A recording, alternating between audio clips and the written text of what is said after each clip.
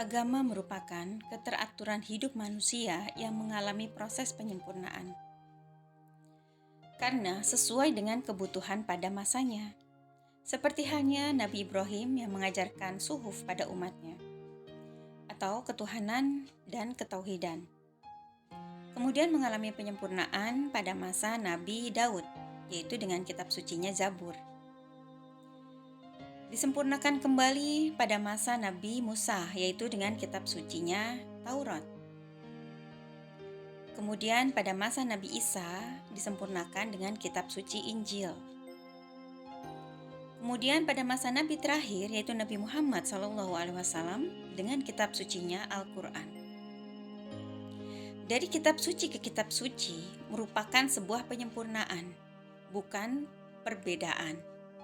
Apalagi penggolongan yang baik atau yang benar. Keseluruhan kitab suci adalah satu kesatuan, hanya mengalami perubahan penyempurnaan. Namun seluruh ajarannya ada berlaku sampai saat ini. Seperti halnya di Nusantara.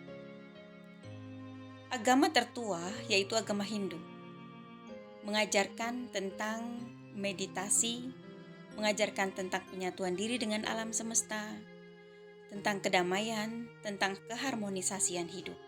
Begitu pula dengan agama Buddha, mengajarkan meditasi, filsafat-filsafat, dan pendalaman diri. Kemudian agama Kristen mengajarkan tentang pengetahuan salib. Salib adalah sebuah simbol, yaitu ada yang namanya Yesus disalib. Sesungguhnya Yesus itu terkait dari perubahan bahasa. Asal mulanya adalah bahasa Ibrani, yaitu Yesua atau Tuhan. Hanya mengalami beberapa perubahan dalam bahasa. Yang dimaksud adalah simbol di atas salib tersebut atau simbol di dalam salib tersebut adalah Tuhan. Tuhan itu apa?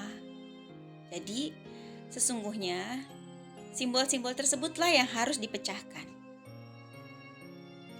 Kemudian agama Islam, yaitu dengan kitab suci Al-Quran, penyempurna dari kitab suci terdahulu.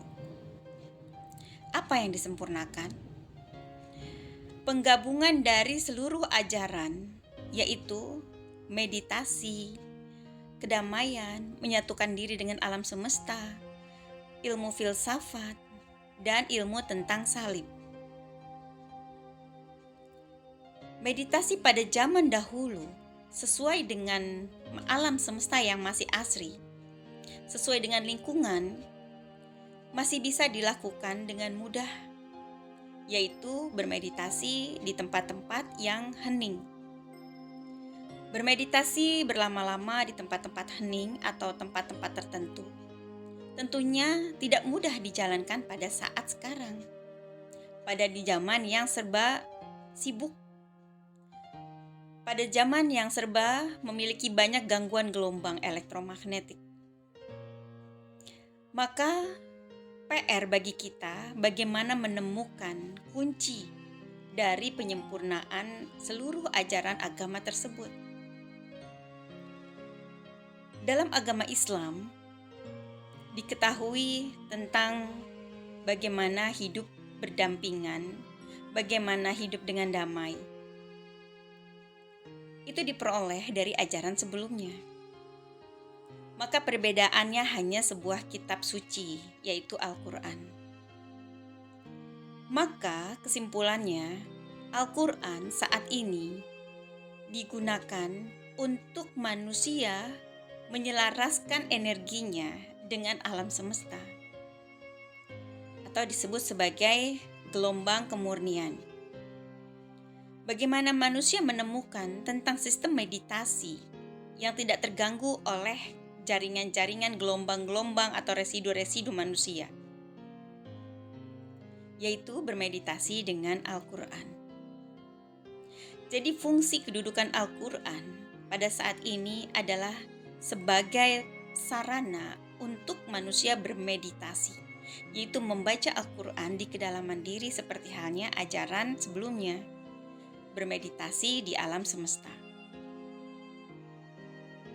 Karena ketika kita melihat sebuah kitab suci, dari waktu ke waktu, ajarannya tetap memiliki kebaikan dari unsur-unsur kedalaman diri seseorang atau kedalaman diri nabi. Hanya fungsinya yang kemungkinan kita sulit untuk menemukannya. Apakah ajaran sebelumnya lalu kita hempas begitu saja? Tentu saja tidak. Ajaran sebelumnya sangat baik mengajarkan tentang kebudi pekertian diri kita, tentang pendalaman diri, tentang penggalian diri. Nah, pada saat sekarang, bagaimana kita yang di zaman serba sibuk ini mampu bermeditasi, yaitu gunakan Al-Quran sebagai sarana prasarana bermeditasi. Karena Al-Quran adalah sebagai blueprint alam semesta, cetak biru alam semesta. Dengan kata lain, gelombang murni di alam semesta berada di dalam Al-Quran tersebut. Inilah yang selama ini sulit untuk ditemukan. Maka, sudah saatnya kita mendalami ilmu tentang kedalaman diri, ilmu tentang penggalian diri, agar bangsa kita segera bangkit bersatu padu dan memiliki kekuatan.